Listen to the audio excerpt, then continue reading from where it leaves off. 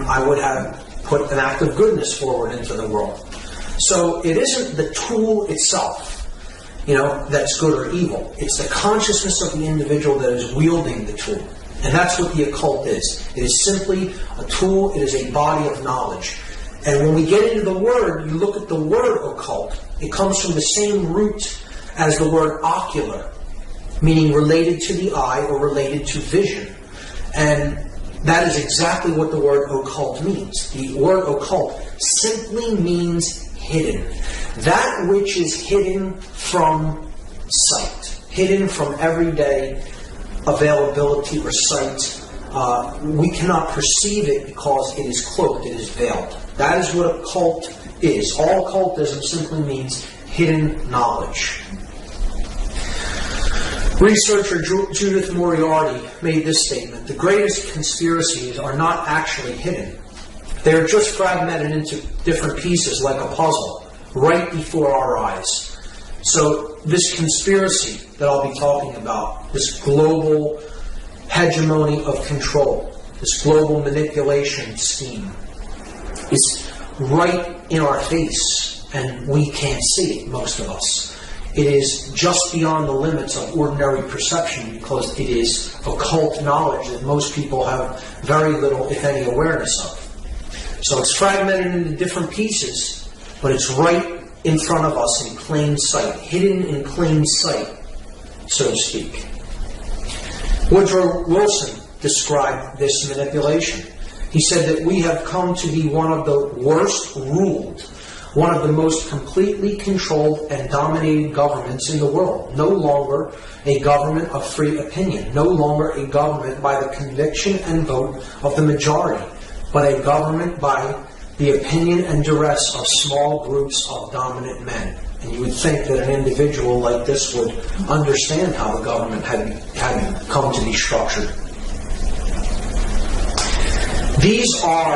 This section I'm just going to lay out. I'm not going to go into great detail about how all of these groups are interconnected and related and their histories, because that information is there to be gleaned from a number of researchers who have done intricate, detailed work, made a life's work of understanding these groups and their connections. I'm simply going to lay out an overarching idea of who the hidden occult controllers of this planet are, and give you a general idea of the types of organizations that they work through.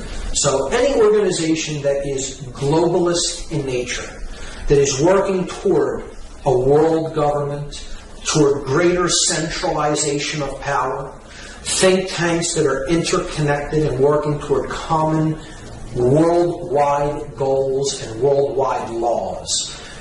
I simply refer to these organizations as globalists because that's what, in fact, they are. Organizations like the United Nations, the G8, G10 family of nations. You have the roundtable think tanks, such as the Council on Foreign Relations, the Trilateral Commission, the Bilderberg Group, the Royal Institute of International Affairs, the Club of Rome, and many others. And the bottom right there you see a collage of different members of an organization known as the Project for the New American Century. These are globalist think tank organizations that are working toward greater power in fewer hands. That's the main thing to keep in mind. Centralization of power and organizations working toward that aim. World politicians are simply puppets for these greater organizations that are trying to centralize power more and more. If they're on a scene level, they are probably not very high up in the hierarchy. They are controlled, and they are simply performing their tasks as they are laid out by their masters, by those who really are pulling the strings behind the scenes. But world leaders that are in senior positions of governments are certainly involved in this process of global manipulation. Military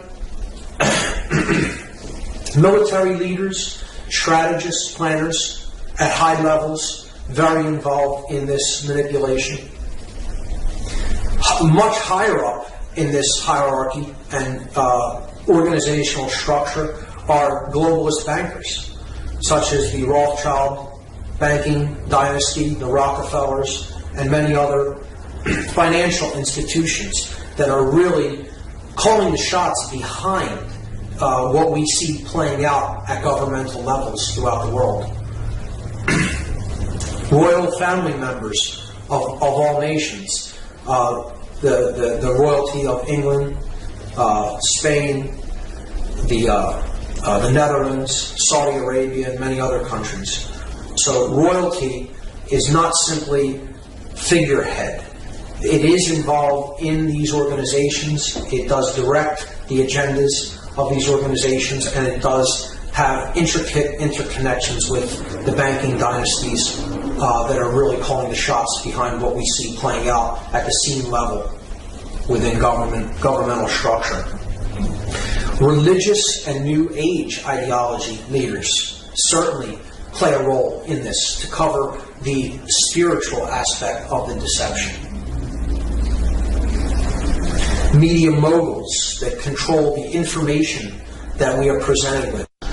And again, it's not my intent here to go through all of the interconnectedness between these organizations, nor to present a all-encompassing tapestry of how they work. It's simply to give you an overview that this is the body of individuals, and these are the organizations that they work through. The research is out there and has been compiled by many researchers, and you could look into that for lifetimes if you so chose. Theodore Roosevelt made this statement: behind the ostensible government sits enthroned an invisible government, owing no allegiance and acknowledging no responsibility to the people. Former president making this statement. You would think, again, that someone like this has some knowledge of how things are really structured in the power centers of the world. And he's telling you right there, out in the open, that there is an invisible government that owes no allegiance to the people. Now,